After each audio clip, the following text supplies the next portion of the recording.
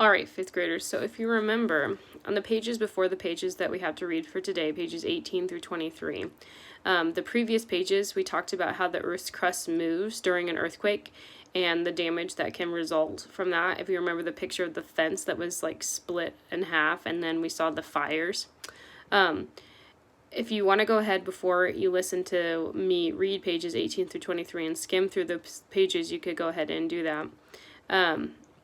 And what's specifically going to be talked about in those pages today is how they measure earthquakes.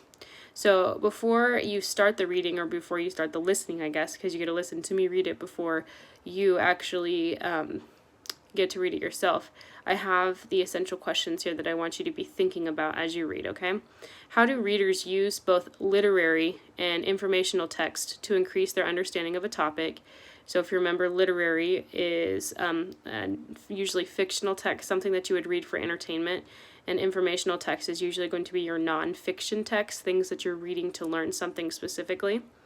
The next question is, how do writers use evidence from both literary and informational text to state and support an opinion? So if you can recall, we've been working specifically on our opinion writing, and so that will continue through the writing with the lesson 4.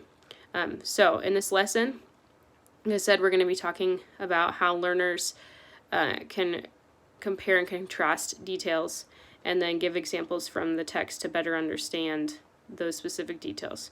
So those are the things I want you to be focusing on and thinking about as you read pages 18 through 23 and as you listened to pages 18 through 23 today.